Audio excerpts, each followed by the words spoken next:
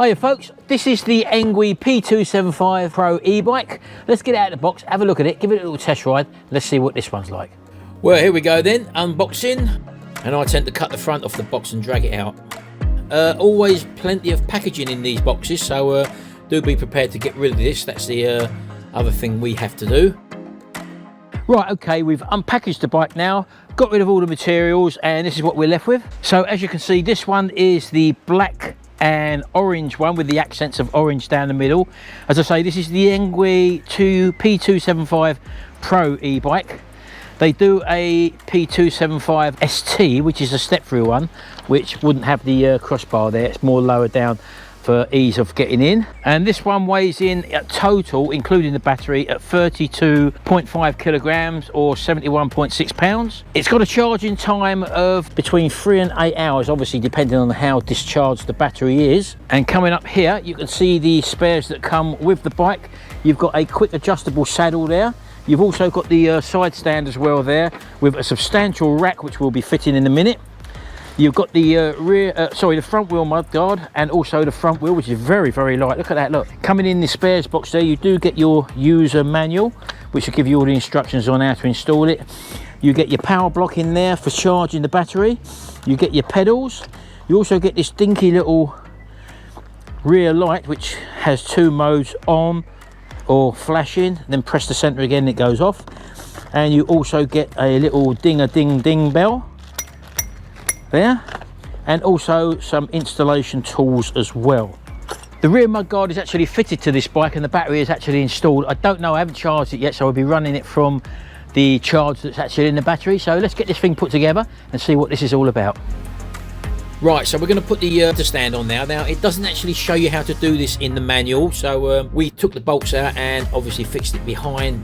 And these can be a bit tight, these screws, because they've got some thread lock on them, so just be aware that you might have to break the seal on the thread lock. Putting these on as well, these little screws had lots of thread lock on them as well, so just be prepared to clean the threads off. The rear mudguard is already installed. You have to just put these little bracing bars in.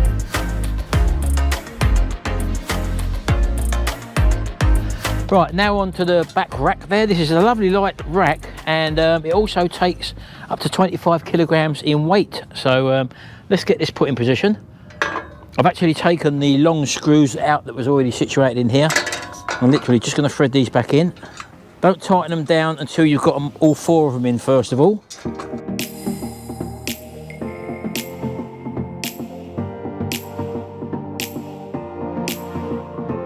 And coming round to the brake caliper there, inside the front brake caliper, you've got this little spacer which just pulls out from between the brake pads. Make sure you remove that. And then you've got this temporary locking bar in there. So I'll just remove that with the spanner provided. That's a 14mm. Just loosen them off and you'll find that bar should then just pull out. That's a travel bar. So you can probably see on the 2 bolts there that hold the front mudguard in place, you've got that blue thread lock in there that's quite tight. So do make sure you move it backwards and forwards, otherwise you could possibly end up stripping the threads. Just something to be aware of when putting it together and dismantling it. So we've got the wheel, and all we pull is that middle bit out there, and you've actually got the bolt installed through the wheel, which I'm just going to take off the dome nuts and washers off of either side. Bring the wheel in, making sure that we get the brake disc in between the pads. Right, so just dropping the wheel in, tightening the nuts up here with the 15mm spanner provided, and you'll be good to go. Okay, here's the pedals. They are handed, so one will be left and one will be right. They are marked as well, right and left. The left one even gives you the direction there. The left pedal connects anti-clockwise, as it says there, so just whack that in the hole. Turn it anti-clockwise to do up. Again, that's with the 15mm. So just spinning these pedals on again with the 15mm spanner. And likewise, the right pedal, that turns in clockwise in the normal direction. Just make sure they're tight. Just spin the bike over. It's handy to have 2 people. Right, the top yoke comes this way round. It is loose, so all you need to do is to turn that round and line it up with your wheel and your frame line Once you ensure that is in complete line, as you can see there, in line with the wheel, in line with the actual frame mark as well, we can come around and tighten up these two screws here with the 4mm Allen key, which is provided. So just nip them up first of all, one either side, and the one round this side. Just snip that up there as well. And one handy feature, it does give you the tightening pressure there, 6 Newton meters there. There we go, that's pinch tight there.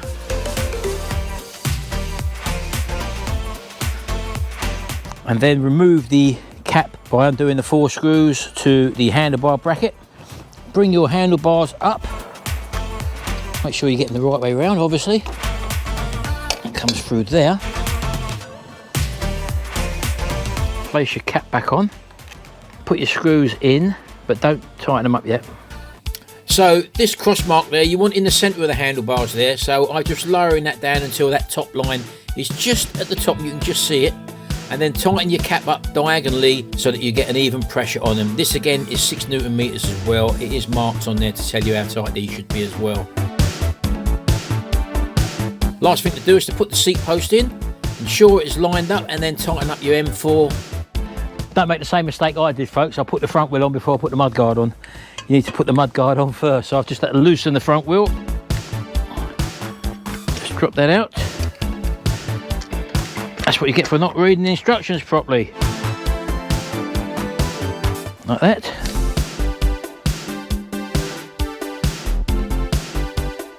So all we've got to do now is just to tighten up that screw there.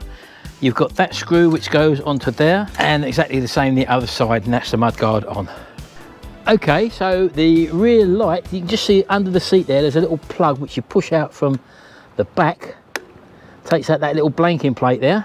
And that means that you can take the actual rear light there and just clip it in, give it a push, and it will go in. And as you can see, you've got a flash, off and on. There you go. It's just that simple, folks. The seat, literally, just pull that lever up and it's hydraulic, it goes up. You need to put some weight on it to go back down again. And that really is as simple as just pushing it straight down like that and then holding it down like that. The final thing to put on is a little ring-a-ding-ding. That comes in its box with its own little Allen key. There we go. So here we go.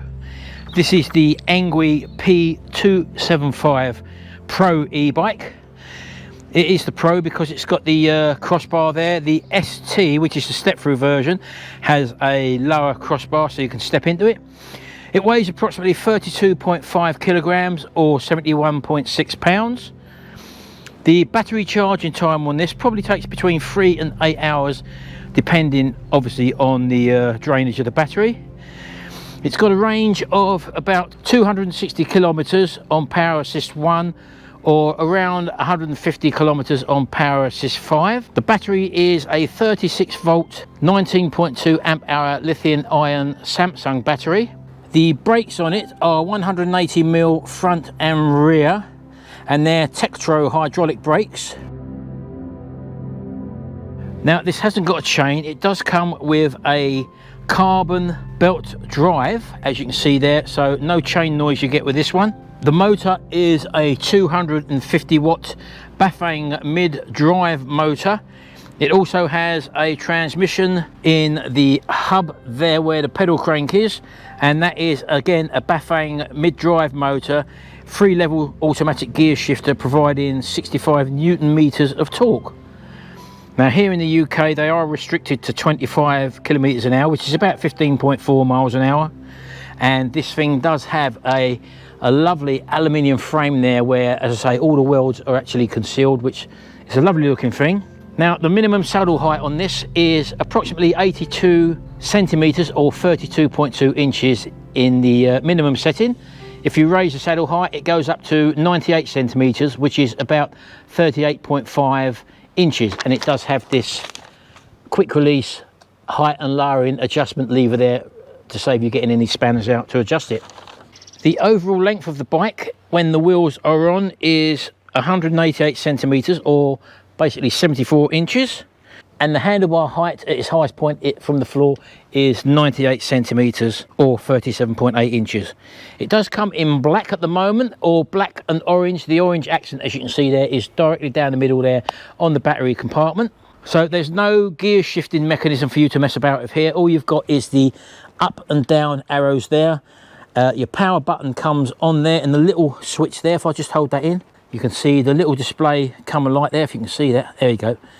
And again, it's not got much charge in this at the moment. It's set on kph at the moment. You can change that in the menu, and all you do to raise or lower your power assist is there. B being boost, sports plus, and T and E being the eco mode. Or you can actually turn it completely off there as well, as you can see there. You've got a trip counter on it. You've got 0.2 miles on this at the moment, or kilometers, which is virtually nothing. 34% battery charge as we're waiting. I've not charged it up at all. You do have a light switch there, which if you hold that on, the light comes on the front there, as you can see. And I'll hold it on again, and it turns it back off again. So that is actually charged via your battery. But your backlight over here, as you can see there, that's got a little, I would imagine a little battery in there you just undo. But just to take it out, you push up there and pull back, and the light comes off. You can put your own battery on, your own lamp on if you really want to. So there you go. To charge the unit, you just unplug there, and in there you can plug your charger and charge it on the actual bike itself, or you can withdraw the battery just by undoing with the key. And all you have to do there is like insert the key. So when you turn the key, you'll probably see a little lock mechanism there. Push the key right home, the lock mechanism go in, take the key out, and you should be able to withdraw the battery, but you need to lift the seat up for that, especially if you've got your light on, and you'll be able to pull the battery, as you can see, straight out. Take it inside and charge it again through the same port. And putting it back is just a matter of dropping the battery back in again, installing the key, turn the key, bring the little lock mechanism out, and then you're good to go. Always push that back in, it keeps that weatherproof then, and there you go, that's it done. So this one's probably for the taller rider. This, I'm 5'6", and although I can ride it, I won't be able to sit on the saddle and obviously put my feet on the ground. I'll have to sort of step forward, as many people do anyway.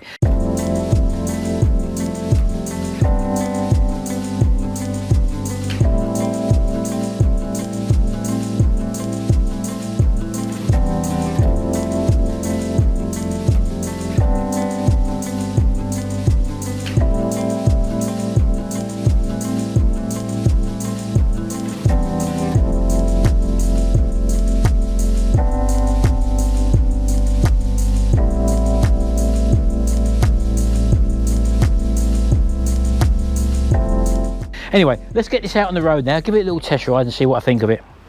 Right, just got it out. I've actually put some charge in it. It's not fully charged, but we're going to give it a go anyway. Let's get on it and get up the road, see what it does.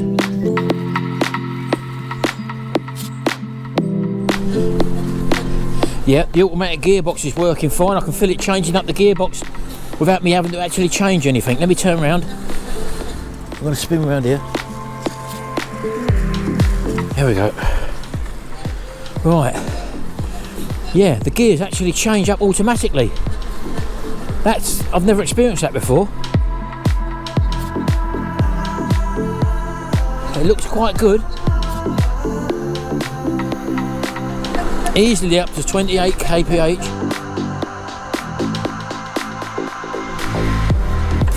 Yeah, let's just pull up to a stop. Yeah, that's great. Have a go at that. See what you think. It looks very much like a mountain bike, doesn't it? Yeah. So you ain't got to change any gears. It's on boost mode at the moment, so that's just on the maximum. See what it gets up to.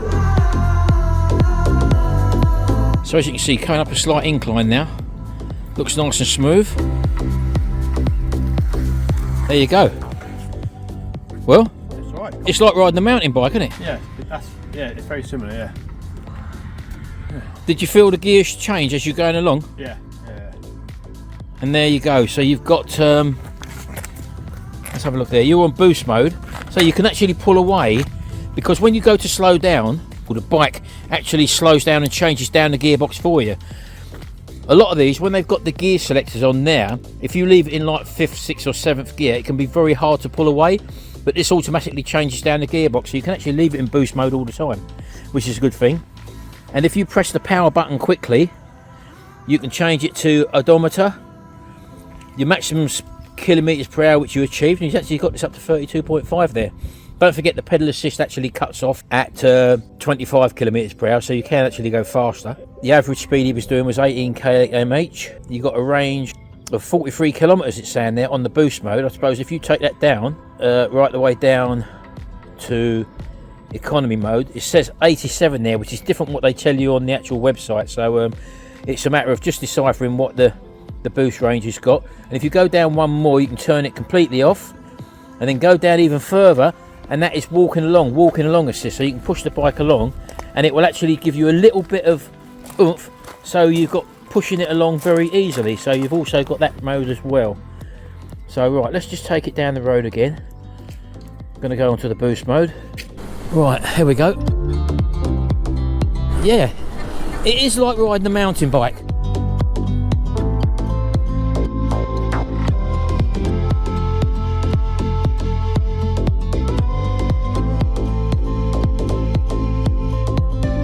I mean, you're usually getting up to 25 km/h.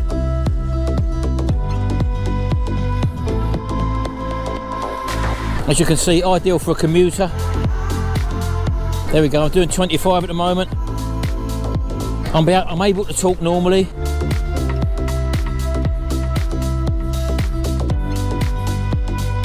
I've got a slight rub on my mudguard where I haven't got it lined up properly. Brakes are good, and as you can see how quickly it gets up to the speed, and it's shifting up the gearbox no problem whatsoever.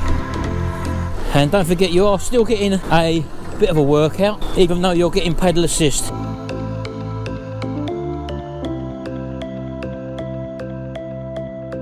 So there we go folks, that's the Engwe P275 Pro. It's a 250 watt e-bike, especially for the UK market. And as I say, yeah, I hope you've enjoyed this video. There will be a link in the description below where you can get hold of this, so do check it out, and we'll see you in the next video. And until then, bye for now.